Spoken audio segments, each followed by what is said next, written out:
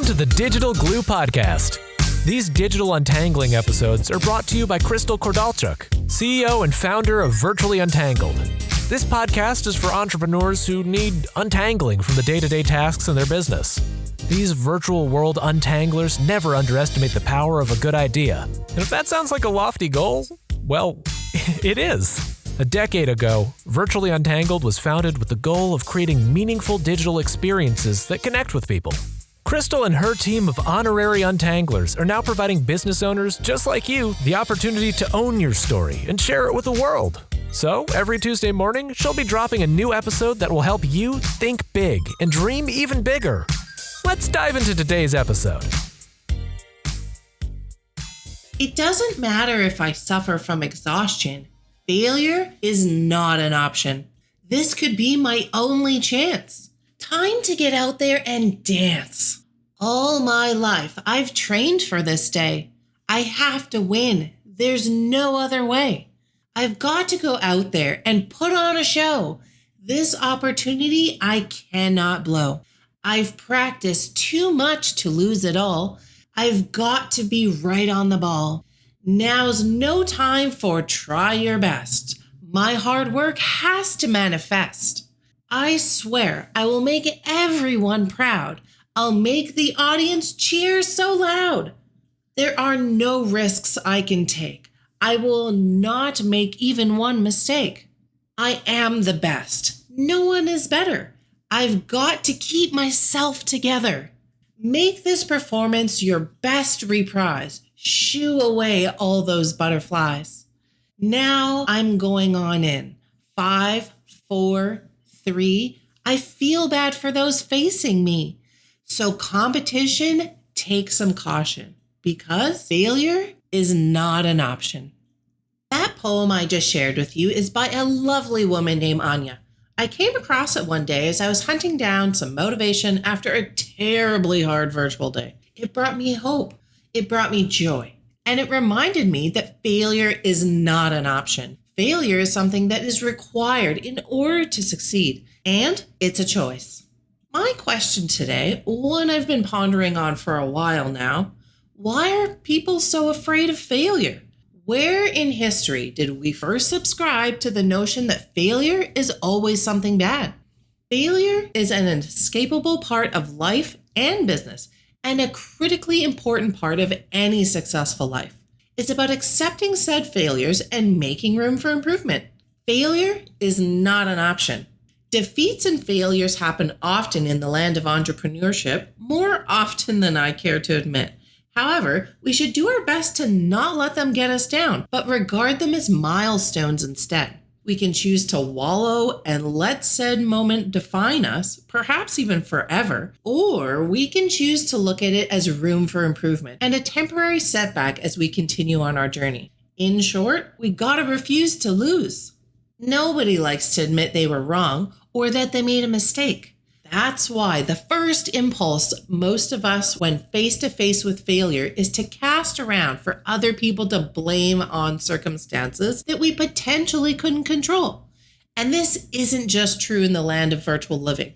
This is also true in any company, whether it has 3 or 3,000 employees. We're only human after all, and the stories we tell ourselves define us, and we'll do everything we can to preserve that self-narrative and our brand.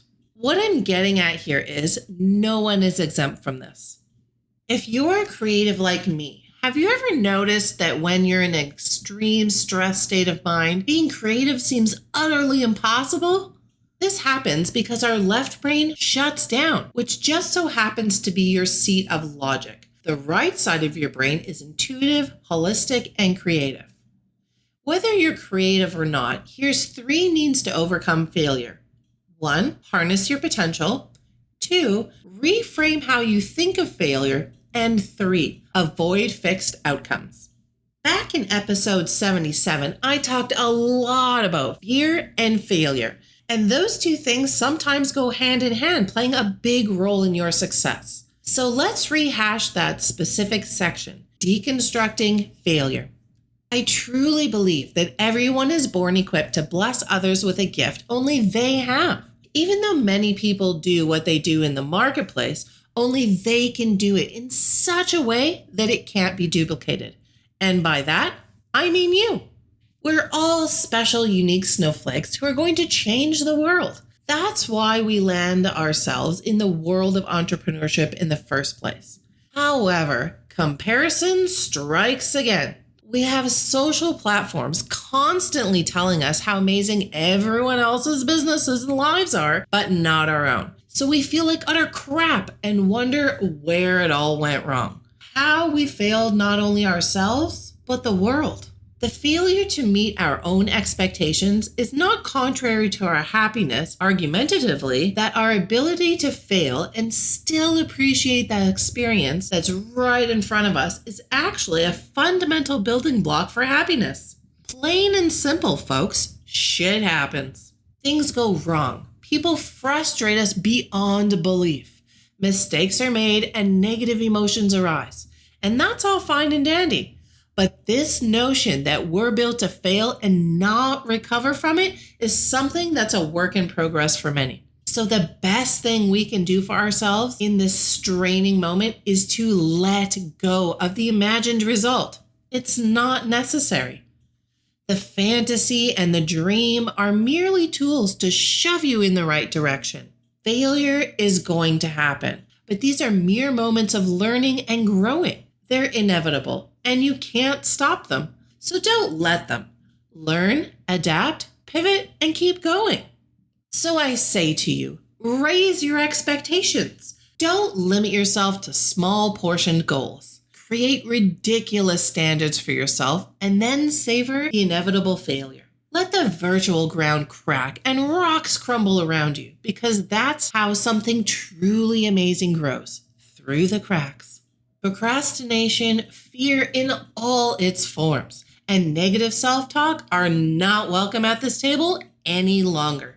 If you think about it, the way one manages failure will shape one's business culture. It's often a case of focusing on your strengths and avoiding your weaknesses. And the same goes for your team too, by the way. It's acknowledging that a failed project, task, or launch was an against all odds risk, but a risk worth taking. Running a business, no matter what type or size, comes with a certain amount of stress. And not only do we have our personal lives to think about and take care of, but we've got our business and work family and the success of our brand, vision, dreams, success goals, and team to consider as well. I honestly, truly believe that it takes a special and different kind of person to be a successful entrepreneur. It's not a life for everyone, and that's okay. In my experience, the ones who endure, who persevere, who hang in there, and who adapt get stronger. They learn that, hey, I can do this. And you know what? Their adventure usually turns out to be a win, no matter the size. So maybe when you're having a tough day, a tough week, a tough year, a tough launch, maybe you have to downsize a bit, cut back on some expenses, delay growing your team, push back on that huge deadline a little bit longer. Maybe you have to shrink to grow, a little or a lot. Maybe you have to take 5 steps back in order to take 2 huge steps forward. Whatever your case may be, when you figure out a way to start moving forward again, that's when your life will change. And that's when you will change the lives of others. If I have a mishap, make a mistake, and fail, I try again, and again, and again, and again. If you fail, are you going to try again? Failure isn't fatal, but failure to change might be. That quote's by John Wooden. The human spirit can handle much worse than most of us realize. It just matters how you plan to finish. You're on the right track. Just go easy on yourself. So let me ask you, don't you want to finish strong? And that's a wrap. Virtually Untangled is a full-service business, which means they've got you covered on design and content right through to digital and organization. You'll form a long-lasting relationship with them, as collaboration is central to everything they do. Now it's time to seize the moment and become inbox friends. It's easy to do. Just hop on over to virtuallyuntangled.com or their Facebook page to opt in and receive instant access to the most inspirational ride of your life. So what are you waiting for? Become inbox friends with VU. Until the next episode, keep untangling.